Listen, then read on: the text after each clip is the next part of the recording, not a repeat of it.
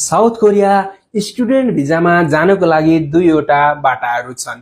एउटा D2 visa र अर्को D4 भिजा। D2 भिजा भन्नाले डाइरेक्टली ब्याचलर्स तथा मास्टर्स पढ्न जाने भिजा बुझिन्छ र D4 भिजा भन्नाले ल्याङ्ग्वेज क्लास गर्नलाई जाने भिजा बुझिन्छ। D2 भिजा र D4 भिजामा जान के कति खर्च लाग्छ अनि के रिक्वायरमेन्टहरू चाहिन्छन् आज यो भिडियोमा हामी डिस्कसन गर्नेवाला छौं।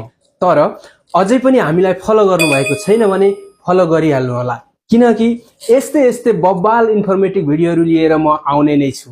D2 भिजाको लागि 3.2 GPA ल्याएको हुनुपर्छ भने D4 भिजाको लागि कुनै युनिभर्सिटीहरूले 2.6 पनि लिएको छ भने 2.8 GPA चाहिँ चाहिन्छ र आइएल्स भने म्यान्डेटरी छ जसमा 5.5 ल्याएको हुनुपर्ने छ। र D2 भिजामा लगभग 8 देखि 10 लाखको बजेट आउँछ भने D4 भिजामा 13 देखि 15 लाखको बजेट आउन जान्छ। र D4 भिजामा तपाईले 6 महिना या 9 महिना 1 वर्ष पढिसके पछाडी तपाईले लेभल 1 र लेभल 2 को एक्जाम दिएर पनि स्टुडेन्ट भिजामा कन्भर्ट गर्न सक्नुहुनेछ। यो दुवैको लागि 2022 मा पास आउट हुनुहुन्छ भने पनि एप्लाई गर्न मिल्छ। र यस्तै इन्फर्मेटिभ भिडियोहरू हेर्नको लागि फेरि पनि फलो गर्न नभुल्नु होला।